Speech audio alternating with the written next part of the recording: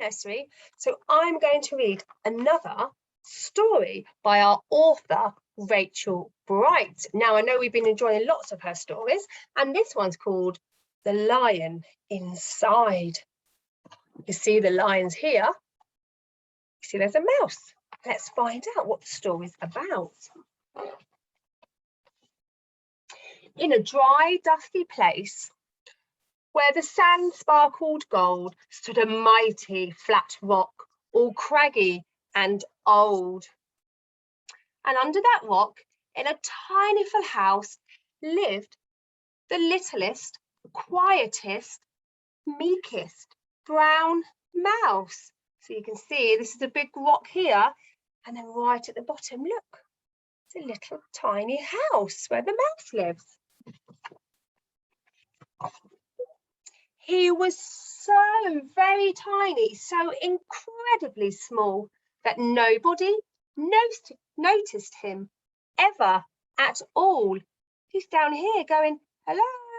They can't see him. Oh, he got trod on and sat on and missed out for stuff, ignored and forgotten. Yes, mouse life was tough. Look, they sat on him here, they trod on him. Poor mouse. Meanwhile, far above, on top of the rock, times were quite different.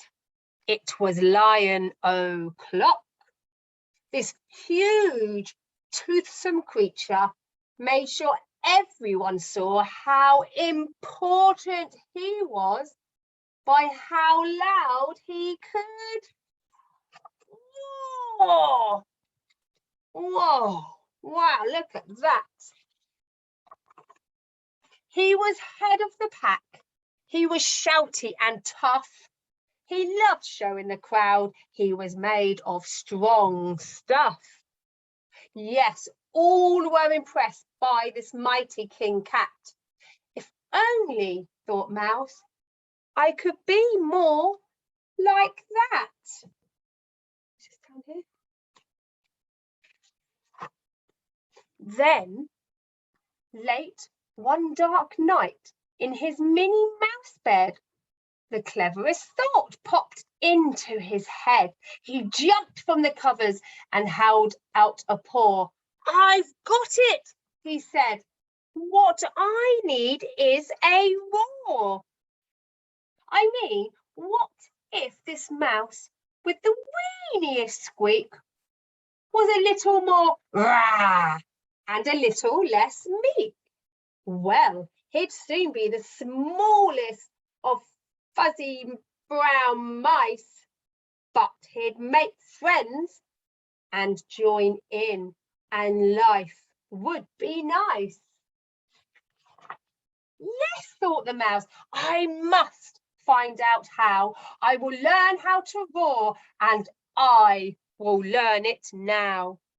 But, gulp, oh my gosh, there was only one beast who could teach him this thing, but might make him a feast. Oh no, who's good at roaring? Yeah, it's a lion, isn't it? It was time to be strong, take a chance after all. Forever was such a long time to feel small.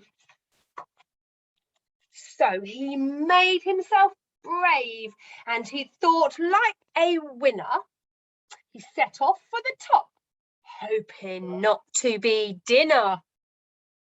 It felt like the scariest thing he could do. But if you want things to change, you must. But if you want things to change, you first have to change you. The further he climbed, the closer he got to the slumbering lion reclining on top. Oh my goodness me. Then at last, as he stood on his tippity toes, he found himself suddenly nose to nose. Oh man, no, pardon me. Wake up, Mr. Lion. You've got company. Excuse me, Mr. Lion. What I've come to you for is sweet. Do you think you could teach me to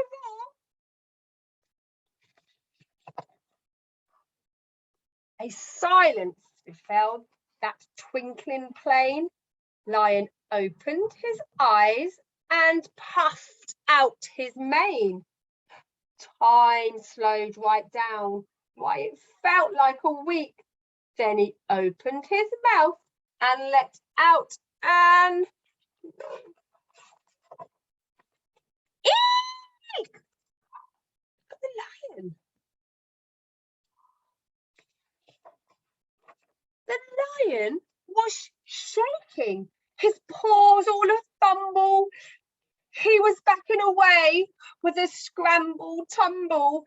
Don't hurt me, he whimpered. Oh, try to be nice. Oh my goodness, this lion was frightened of mice. Don't worry, Mouse peeped. I'm a friend, not a foe. Let's rock this together. We'll have fun, don't you know? That was a magical moment for sure, when Mouse didn't feel at all small anymore. He had found his true voice and learned to speak out. And for that, you don't need to roar or to shout.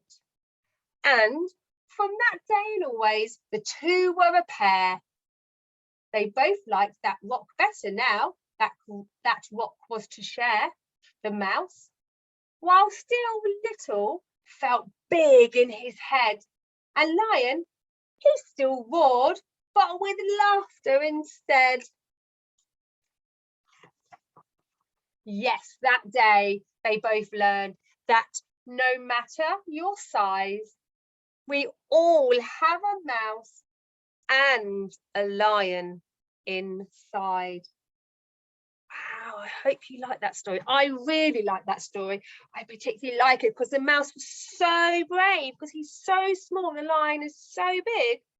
But then the big lion was actually scared of the little tiny mouse. But in the end, they became friends. And that's what it's about, isn't it? We can all be so different, but still be friends. I hope you enjoyed that nursery, and I'll see you soon. Bye-bye.